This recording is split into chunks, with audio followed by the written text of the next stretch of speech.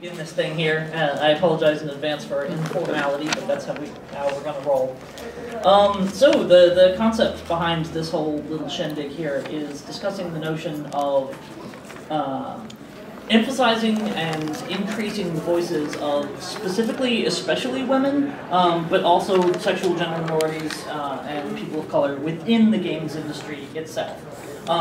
There's a big push, as well there should be, for attracting more non-cishet white dudes into the game industry, but I think as important, if not more important than that initiative, is the notion of increasing the visibility, increasing the voice, and increasing the authority and power of the women, especially who are already in the game industry.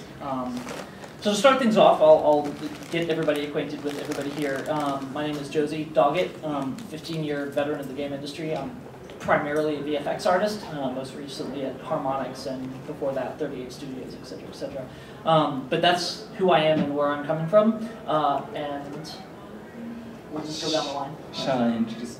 My name is AVB. I have a Twitter account, I guess. I'm a game critic. I run a little thing on Patreon called Zeal. It's a microzine that kind of like showcases exciting artists, old games that people have probably not heard of or haven't had a lot of criticism about them, and also writers who are doing interesting stuff and talking about games in ways that I think are valuable in their originality.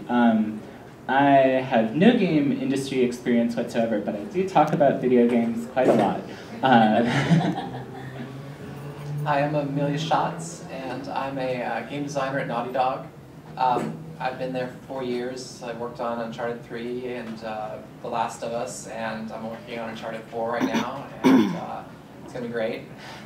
And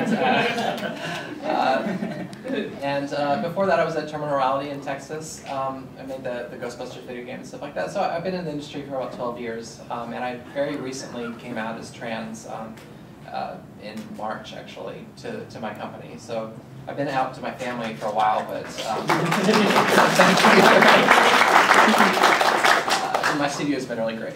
So yeah, so I just recently came out, and I guess that's the end of my story. Yeah, so a couple of insiders and a pseudo-outsider. I don't know.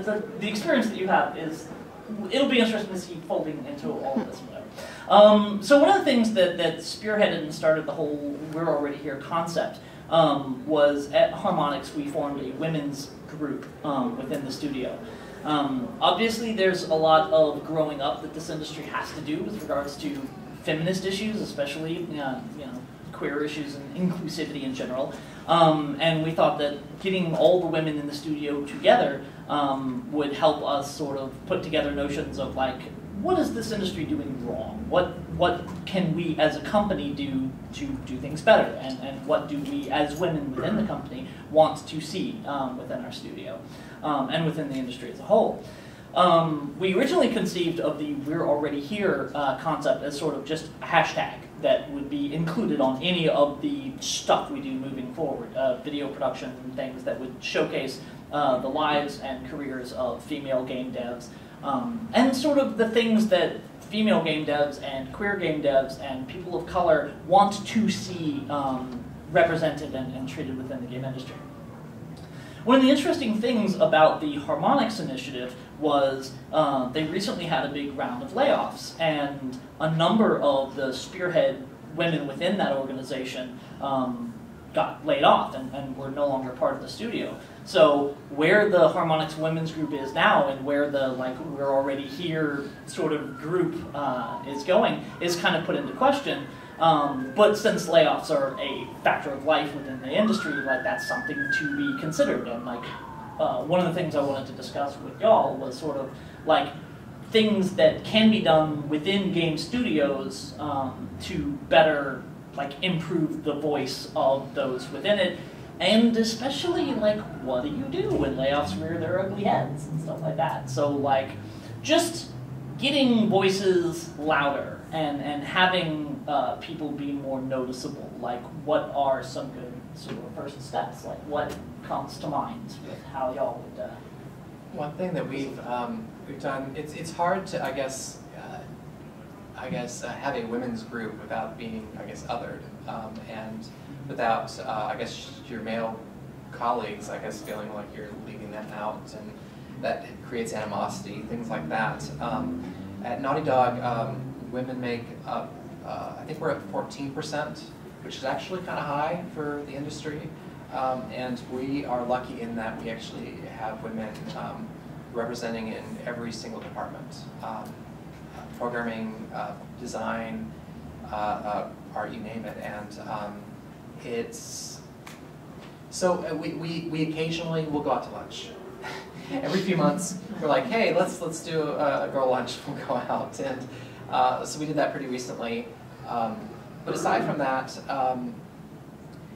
I think in order to make things feel more inclusive and less othering, I suppose, one thing we've done is we have a craft group, actually. Now, of course, not all women are interested in crafts, but most of the people that are interested in crafts are women at Naughty Dog. So we craft during lunch, and I crochet.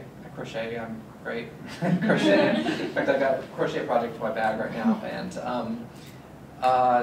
yeah, so we just we do crafting for the lunch. Someone brings brings in like a sewing machine, and like was actually sewing during work and stuff like that. And we talk about our crafting and other stuff. In fact, and women's issues often come up. And I guess in a situation like that, it's just a lot of women have come together, and we are able to sort of commune that way without it really feeling like we've excluded people. And actually, I think also it's invited like people that are more of like gender minorities, like maybe feminine men, are also very happy to and welcome them to come. So I think that works out great to sort of get women together and get talking about stuff in the game studio. Things like, I don't know, we put a tea party together or something like that. Everyone's invited, but women generally show up. But it's nice to have a common voice, people that sort of like, we're all interested in making women characters in our games realistic and interesting, and and making sure our games don't follow the the kind of harmful trends that you see in a lot of the video game industry. And it's so nice to not be the only one that keeps being like, excuse me, this is a problem. Because you have a lot of people to back you up. So. Yeah, and it's hard to be in the killjoy role. And, yeah, but especially if you're the only one. Especially if you're the only one, but you kind of need to. But and it raises an interesting point about sort of outreach in general with issues, specifically minority issues. But is the kind of thing where you want to foster and nurture an environment where you are saying to people that are in the sort of majority demographics, this is not for you. That you are welcome here. Like you can come and you can attend, you can support this, and that's rad. You should do that. But it's not here to support you. It is here to support us, and we need the support. And it's difficult to sort of strike that balance. Because we would have that at Harmonix as well. When the women's group was meeting, and there's maybe 30 of us in the boardroom, that people would just kind of walk by real slowly and be like, what are they doing in there? But so, what are the kind of things that you think that game studios should do to increase sort of women voices and things? Like, as an outsider, what sort of things would you want to see from game studios to show that they're making that kind of initiative? Well, obviously, can everyone hear me okay? Okay.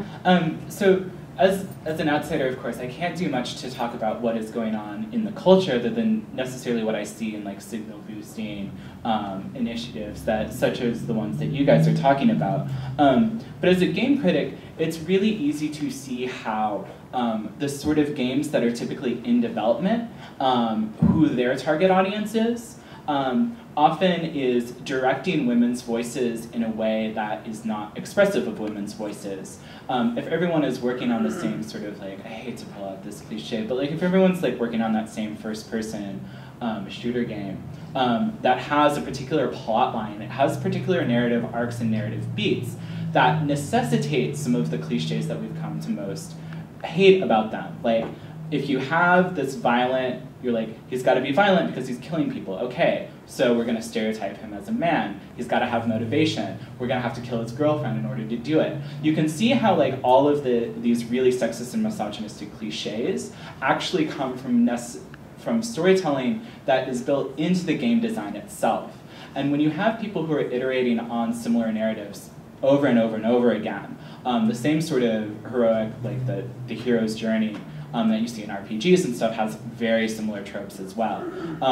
When people continue to imitate them, it reflects the sexism and misogyny of the culture at large. And so even when you have women's voices, you have women game developers, even in key roles in those projects, what I see happens very often is that, well, sometimes blatantly problematic things can often be addressed. I wonder if the actual idea of like a story that is expressive of somebody's experience and identity, sometimes I think gets erased. And I know that's like a lot of concern for individuals of any kind in game industries as well, because it sort of having a huge project tends to erase a little bit of that individuality by necessity. Still, what I see is that like the sort of games that are being developed are often kind of like replicating those systems, regardless of who's involved in them.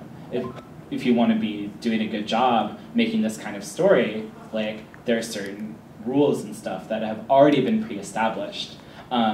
And when you start following those routes, you start finding yourself in these traps, whether you want to be there or not. Yeah. And you find yourself becoming more of a stopgap than you are creating something new.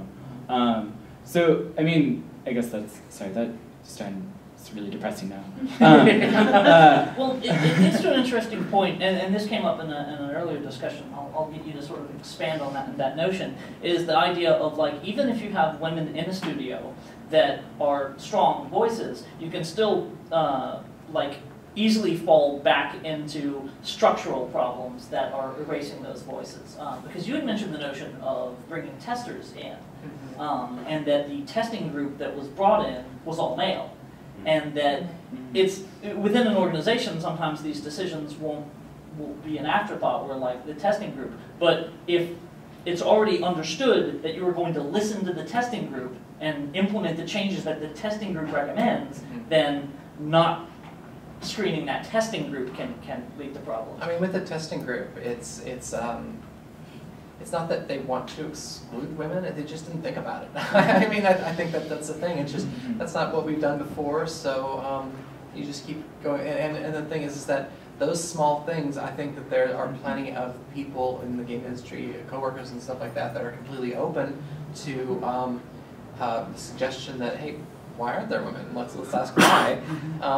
Then let's have some women in this. You know, it's and I think that it's, you have to approach it delicately and maybe pick your battles, but that people are definitely open to doing the right thing. And sometimes you like will encounter situations where the people in control are openly hostile to concepts. I just finished working on Fantasia, Music Evolved, which is the Fantasia game that Harmonix just put out. The protagonist of that game, Scout, is a trans lady, sort of just because early on in development, she reminded me of some of the like trans lady activists that I'm really super excited about and amped about. And I had mentioned that to some of the senior designers and stuff, and I was like, can she be trans? Because that'd be great.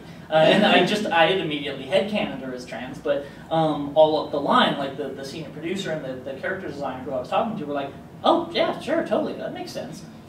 But there was nowhere in the narrative where it fit to sort of tell the story from the perspective of a trans woman, and they didn't really, so we were kind of Dumbledoring it, which is sad and unfortunate. But there's also the fact that it is a Disney-published game, and there's this understood concept of you can't have the protagonist be a trans lady in a Disney game. Like we just presumed that would have been suicide to have tried to explicate, to have tried to bring forth whatever. And it was weird to be, because Harmonix is like a really cool company. Like they're mad progressive. It's like, I think it's like 30% female now, and They're really good about sort of pushing certain societal envelopes. And again, like the people all up the chain were like, oh yeah, she's trans. Absolutely, lock it in, canon. But there was no way for us to sort of explicate that. And you know, it's the kind of like, I'm still on the fence as to whether that level of representation is even meaningful or helpful. Part of me aches for it so badly that I want to be like, translating protagonist, AAA game, that's enough. Like, that exists. But like, I want that to be a louder voice. I want that to be a stronger voice. But there are forces, you know, and there are forces that act against it. And so sometimes you, yeah, gotta Dumbledore that shit. But, it's unfortunate, but that's the case. So, for, you know, when y'all see Scout in Fantasia Music Vault, she is officially trans. She doesn't come up much. Yes, no, it's rad. She reminded me of Mary, which is why I made that happen. But yeah, and it's a real thing though. Like it's like not even a matter of them not thinking of it. Like Disney, we understood would be actively hostile. Yeah. And it would come back to the same tropes that you get, where people would be like, why are you going to bring your political motivations into a game that has nothing to do with politics when, like, existing becomes a political event? It's kind of tough to sort of work around that. And yeah, I don't have answers for, like, what you do in a situation like that. But. Well, I mean, there's certainly a lot of power in stuff like that, in appropriating, having a community that can appropriate and reinterpret problematic media in a way that feels affirming and to oneself. I think that like having avenues in which that is encouraged, even in small ways, does absolutely helps. One of the things that I think is extremely important, like the less depressing coda to what I was talking about earlier, is that the idea of like creating, I see at places like GaymerX the sort of games that I see here, and at Indiecade and many others are games that are trying to do different things, that are sort of like moving past maybe like the same sorts of stuff that we've seen, and so like they're shaking up the narrative in ways in which they don't fall into those tropes anymore. Making games that are more leaning in a direction towards a different audience, for example. Like Dragon Age, I see like Dragon Age really popular among women because, you know, you don't have to worry about all this stuff that's been so celebrated in this like sort of like in the RPG like heroes narrative. It's really different than that. It's more about character relationships, it's about cultivating them, it's about you get to choose. You have enough choice to kind of like create something that makes sense to yourself on it. And I see that design is responding to that in a way. It's kind of maybe falling into the really big problem of like capitalism drives all of this. Yeah. So like you really have no choice unless you can sell it. Like, but you clearly can sell it, which is, I think, maybe the weirdest part of all of this, is that like there's so many narratives that could be told that people want to hear, that there is a ready and willing audience for, and the people in place are not allowing people to use their creative energy to actually create some of that stuff that really would be successful, and like there is a lot of evidence that and I definitely think the criticism has a role in that like you were able to sort of help steer the conversation away from it being an issue of capitalism that you're beholden to, and more an issue of patriarchy that you're beholden to, and that like there are people who would happily succumb to the whims and needs and vicissitudes of capitalism that wouldn't so much if you framed it in the notion of like the only thing stopping you from selling this to women and making something that women want to buy is this notion that women don't play games, that women aren't interested in games, or whatever. And like breaking that is a conversation that can be had. And that can be had from within and from without studios, I think. Yeah, I see lots of people like Christine Love and Arden, who's working on a visual novel as well. Like I see so much work happening in that sphere. I'm like, why hasn't AAA tried to cultivate that? Because they're practically doing it with a lot of the big budget RPGs. And creating something that's just really narrative focused. Like I would really like to play that because I want to have to kill monsters for like 40 hours to like read 2 bits of story that like I am legitimately interested in. I just don't a moment of silence for Carla not being here to discuss like what the interactive stuff can do. The other thing that's interesting about Gone Home specifically is that the democratization of the tools is leading to a point where previously marginalized voices aren't marginalized anymore. It's still small. Like the indie game sphere is still small, but the stories are being told and they can reach everywhere, and that's super duper powerful and good to see. And so hopefully, you know, the promoting of those stories, the promoting of the more intimate kind of narratives, will sort of help drive the bigger studio direction stuff. Yeah, I think it's a very, what would you say, a coexisting relationship. It's like the, I think that there wouldn't be an audience, an avenue, I think, for indie games if it weren't for, I guess, the AAA games to sort of like make all the big noise and stuff like that. But then on the other side, the AAA games wouldn't really be inspired to innovate and to get better without that voice, you know, that independent voice. The metaphor that I heard once to sort of describe it is to imagine a forest ecosystem where you have gigantic trees. The gigantic trees take up like 90% of the sunlight that hits, but that's 90%, and 10% of the sunlight is getting to the forest floor where you have the scrubby bushes and stuff. And they don't take as much of the resources, but they still serve an ecological niche. And like, even though 90% of like the gaming attention is on these massive big budget things that reinforce very consistent, very specific narratives, there's still room, you know, filtering down. Yeah, I think seeing women's narratives, seeing queer narratives in those indie games and having them be very good games on top of it is very important. And I think that in a larger studio like mine, it's actually, it works very well as opposed to like going and criticizing like a specific aspect of our game and being like, oh, we should change this and stuff like that. Let's bring the whole conversation in here and be like, hey, check out this awesome game, the Dysphoria, you know, and be like, check this game out, and people will play it and they'll start to understand, start to talk about these issues, or the women versus tropes videos, which I love. I'll always post on Facebook and talk about like, yeah, we should have done this, or we should have done that, and you know, not getting specific or antagonistic, but it's like, you know, when we start talking about these things, everyone starts becoming more comfortable talking about these things, and then we do the right thing.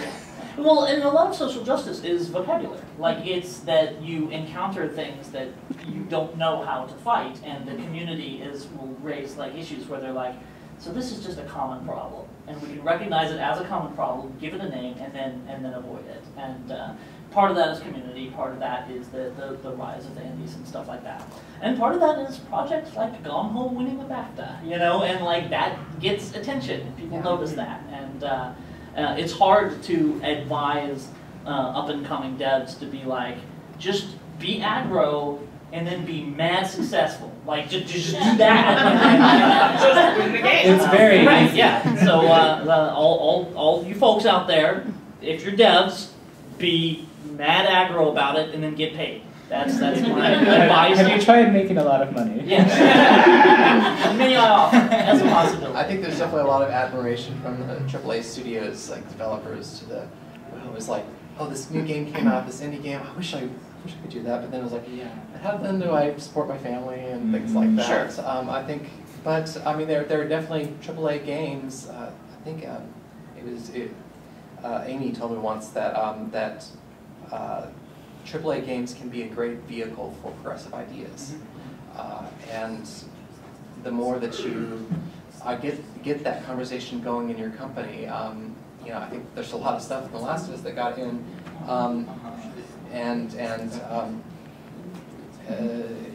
shoot, I'm not going anywhere with this. No, I think that it's, I mean, I rag on AAA a lot, like, hey, you. But I actually, like, every time that I talk with AAA developers and people who work there, I'm always really inspired. They have really good ideas. They're, like, actually super cool people. And I think that's part of, like, my frustration with talking about this is that you've got some really amazing people whose energy is being channeled down these paths to stuff that ends up not being so great. But because that we have these models in indie games, it's possible to take something and show like, hey, somebody actually did it. We don't have to talk about this in theory. Here's like a real case of it working, and it's really popular, and so it's a lot easier to sort of model and for us to teach each other how to express ourselves in different ways. Like creating an artistic community, artistic movement, a whole medium requires so much exchange, so much learning and developing like the technology, like not just like the literal technology, but the narrative technology, like storytelling in novels. It's not a really complicated thing to write down like sentences and stuff, but there's so much that goes into, actually it's like super complicated. I'm a writer and composition teacher, that's my day job. And so like what you do though is you develop really effective ways of doing that, and I think that as we find, the more that indie games do, and because AAA people, I always see, the cool ones at least, are learning and creating and from that sort of storytelling, and it's really changing slowly but surely the way that those games are going. I mean, like, it's one of those things where a lot of things are accepted as truisms within your massive AAA games. And I think that when you have a AAA studio, you're a lot more likely to have old guard folks who have made money be, holding up the old ideas and the old ways. And there isn't a model where they can be like, look, we included a fat pansexual like chick in our game, and our game didn't sell because no one did that. Like no one, came out trying to present these alternative perspectives. It's so hard being, I guess, trying to be edgy, trying to break the mold when it's like so many people's livelihoods are, are depending on. I mean, you just had layoffs at Harmonix, yes, and like that's so scary. All these very, very talented people that are let go just because the money isn't there, and so taking risks. It's a scary industry. It's a very scary thing to do. Yeah. There's not a there's not acceptable. It's not acceptable to fail. Yeah. And when it's not acceptable to fail, then you don't take risks. And it's worth pointing out all the rad, super inspirational, really powerful, important indie devs. So many of them are just broke as hell. Absolutely. Like it's scary. It's really, really hard. Yeah, and it's like, I mean, I can often I look at a AAA game and I can be like, I can like make a whole bunch of snarky tweets about it, but I can also, that's sort of my games journalism career is just doing that basically. But the thing is that I can see where people are trying. Like, it's really easy to look at the game, and if you look hard enough, you can see people who are doing. Like, there's this scene in the new Wolfenstein game, which I like completely wrote off. And there's like, he trips on acid with Jimi Hendrix in this scene, and Jimi Hendrix is like, so like, you guys, you racist motherfuckers. Wait, can I say that? Oh my god, sorry. This is being recorded. So yeah, they can just do that or whatever. And I was like, what is this doing in like this pretty standard first-person shooter? So I can tell that people are taking risks and are pushing against the conventions that are happening. I think like indie games are often like really important. We're celebrating just because they tend to be this vanguard, and that's why I put a lot of my time and energy, just because I think that that's the part where I can get like what I need to figure out as a human being and an artist like right now. And it's really wonderful to see that develop in the AAA industry over time. But it's more like that's a work in progress. Yeah, and I mean, for me personally, like being a dev in the industry is problematic because it's the kind of thing where like, as a fat pansexual poly chick, like I don't see myself represented anywhere. So like the notion of pushing for representation is a hard thing to go for, but the bar is so low that you can be like, what about a non-white dude? Like just a little bit, and like well, I mean, even considering like because you were talking about the notion of like just some of this stuff doesn't even occur. Recently, I was talking to Tim Schafer about within Broken Age the notion of having a woman of color as a protagonist, and I was like, that shouldn't be a bold move. That's a bold move, and his response was almost bashful. That he was saying like, well, the thing is that wasn't like an initiative. Like, we didn't put forth this, our next game has to have a woman of color protagonist. But the counterpoint that I raised was that nothing stopped it.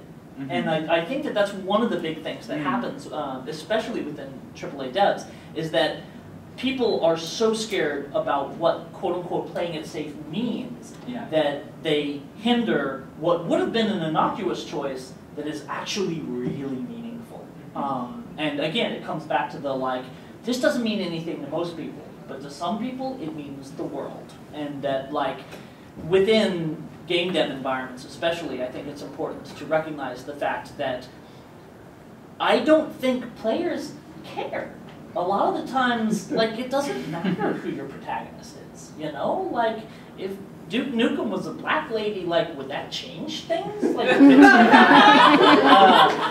obviously that'd be turbo bad. But I mean, as far as... interested in the game, then.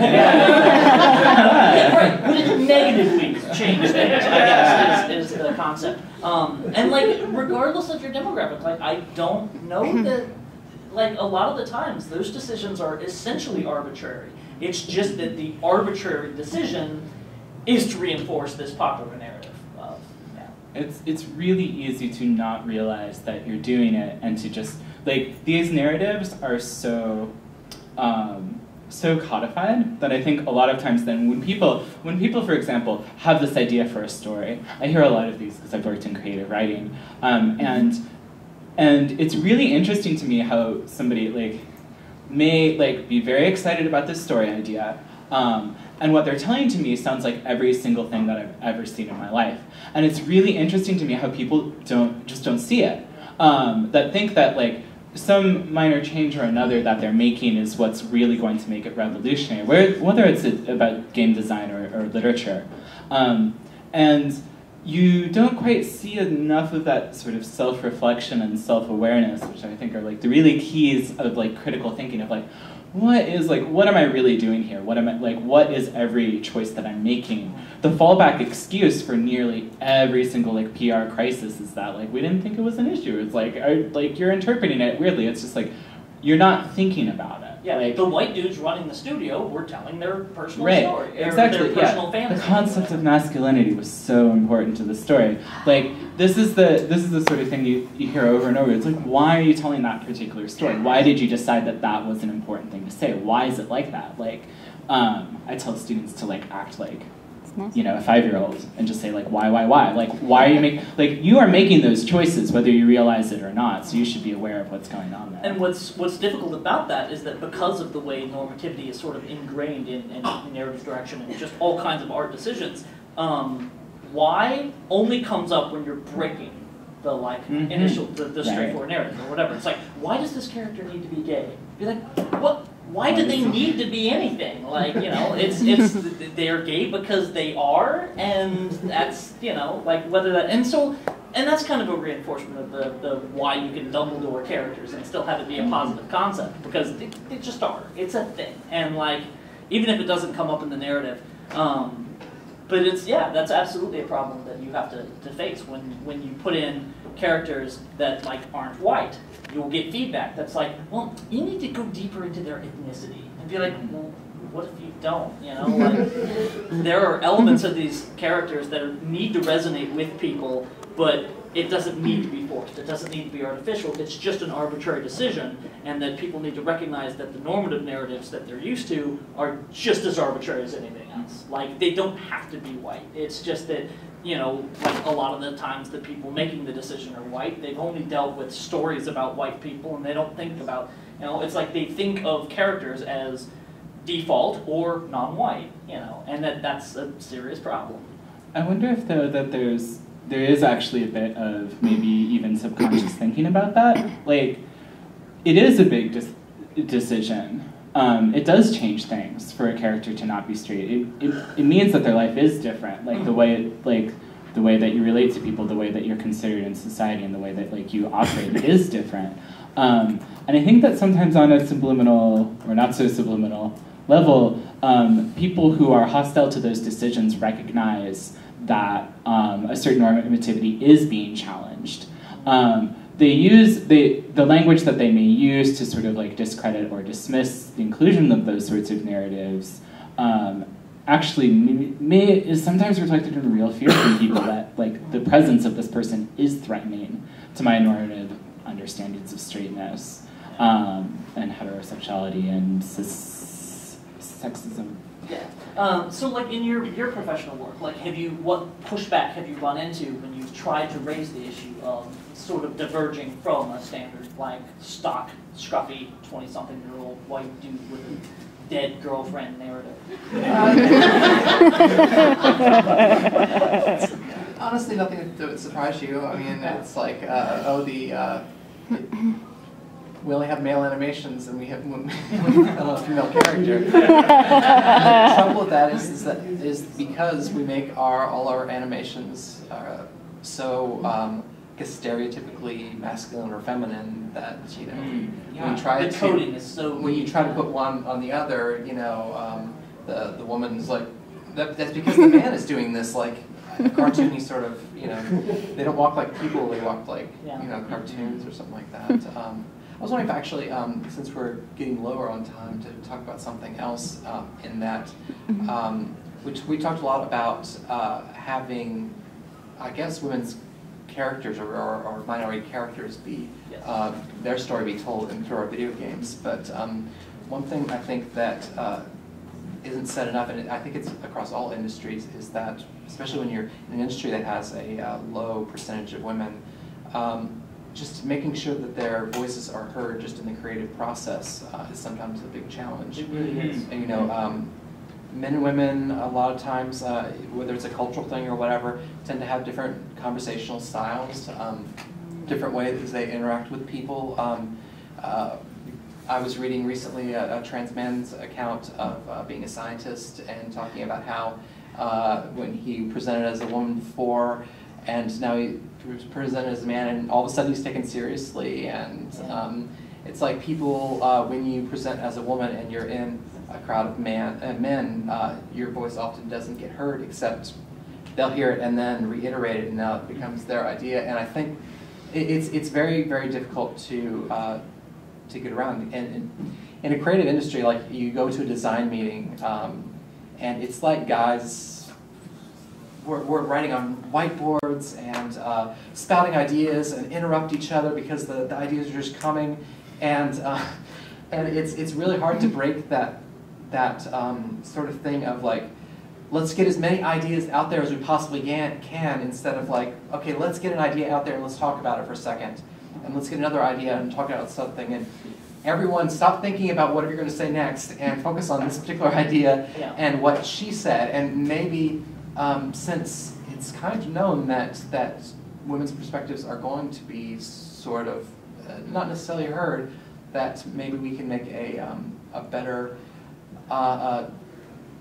effort towards concerted effort towards remembering that she made that idea, and remembering saying, when Anna said that, bringing that idea back to her, and realizing that when she's talking, try to keep everyone else from interrupting and stuff like that. To sort of defend that. It was a really weird experience back when I was at 38 Studios that there were instances, because I was a dude back then, and it was really, really weird to feel, because I was already sort of in this mode where I kind of felt like I was a secret agent, like existing in this space that was not my space, but I could pass as a dude. But like I remember the feeling of being in an environment where like these were character designers who would be making jokes about the way the characters are and like how sexy they are and stuff like that, and their tone would change and their language would change when a female employee came into the conversation, because our environment lead was a woman. And when she was around, the tone would change and things would shift and priorities would sort of be rearranged a little. And it was bizarre to see how just having a woman present wildly affected the considerations that they were making. Or they don't notice right away and they make an off-color joke and they're like, oh, I'm sorry, I didn't see you were here. Right, absolutely. And which is just especially mad patronizing. Yeah, it's bad on all kinds of levels. But there's the fact that the products that are being built for a diverse audience. Like, the notion of targeting, like even if you're a turbo bro and you got nothing to do with the chicks and that's your jam, a turbro, if you will, and like one of the dangers of that sort of normative thought is the notion of like, look, I get it, everybody in the clubhouse is high-fiving to this idea. However, you are disregarding such a swath of your potential audience that you can't convince me that that's not costing money out of like what your potential audience could be. And I think that there's a lot to be said for just general inclusivity and like thinking about this stuff and yeah. So, questions? I Yes. think we're running low on Yes. time. Five Yes, minutes yes. left. Yeah. We should take questions if anyone has any. Us or processor. Like, well, I don't understand why, like, why it's such a big issue, because these stereotypical men, if the game is good enough, they're still gonna buy it. So I don't see why these companies can't just say, okay, well, we're gonna make an Indian male this time, or how about a white female? No one's gonna care, and it's gonna branch out, it's gonna create a new audience, well, they're still gonna keep the same ones as long as the game is good. And patriarchy? I think that the marketing isn't necessarily counting on the fact that the game's going to be good. You don't often know the game's going to be good until the very end. So, and you're sort of, you, from the very start, have this proposition of selling something that may not be good. And so it has to look good on the shelf, and that's marketing's perspective. First off, it needs to look good so they buy it, and whatever their perspective is, I guess a male being on there might sell more to men. I don't know. I think it's really important to always keep in mind that although like corporations tend to present themselves as like these perfect shimmering pyramids of like money creation, like that they're actually just dudes who make like really dumb decisions based on like their past and their history and the ways that they've been ingrained with certain ideas. And they're so, scared. Like, they're scared. They are scared. Yeah. And like and so a lot of that actually, like, you know, I think you're completely correct, and I think that it's really hard for a lot of people to see that. Just because of how patriarchy is just really ingrained in the society, and they think that they're making clever decisions, like, even though that they're not. Yeah. Well, so you see these decisions, like things like this are across the board. You'll see this in movies. You'll see this in television. You'll see this all over the place. What happens is that because of the structural racism, the structural classism, the structural like institutionalized misogyny, you'll have opportunities only provided to a very specific demographic. So then this very specific demographic, through privilege and the way that the system is structured, are the only people who can make these games. They're the only ones given the opportunity. So then they make a game that shows this very particular specific viewpoint. And because that's the only thing that's been allowed to be made, that is the only thing that you can demonstrably say has been successful. So it creates this false ideology that that is the only thing that can be successful. And people are like, look, I know that that sounds racist, but we need to make money because otherwise the lights are coming off. When like the bills. Structurally, yeah, it's just falling back on the notion that like, it's not that diversity couldn't sell. It obviously can, and the indies are starting to shake that up. It's just that they're not given the opportunity to have a voice. So we got a, I guess, a question in the front here. Yes, it is. And hello. Andrew? Do you have a question? Yes, it is. Sorry, just wanted to introduce the idea that diversity is actually how you stay afloat in this capitalistic competition world. Because if you're producing games that are just the same as everyone else, nobody's going to buy your game. They're going to go to the first guy who made it. Yeah, it definitely makes you stand out. And diversity needs to be the message that actually counters this, oh, nobody's going to buy it. Diversity is how you produce games that sell. I think that's absolutely right. And one of the things that we're seeing, I see this more and more every GDC that I attend, but there's too much money in the games industry, and it's sort of like throttling the idea. Like, I think, actually, I was talking to Patricia Hernandez about this, but there's like, if you look at how many AAA games there are, and like what the average consumer can afford, it's so oversaturated. There's way too many games. So like, what's gonna happen is that it's really going to, like the triple A-ist, the A-ist of the A's, are like are going to have so much money that they're going to become increasingly conservative and increasingly full of money. But that means that you're going to see a lot of like BBB games, like everyone knows about, like, say Dark Souls or whatever. Like you've got these games that are not as put together. You know, they've got like maybe wonky physics or whatevs, but like they don't have like as much money going in, but they're allowed to take so much more risks because of that. Not as much risk as somebody really triple. Yeah. Anyways, I think I just got cut off. All right. It's fine. So we'll probably thank you so much. Sorry.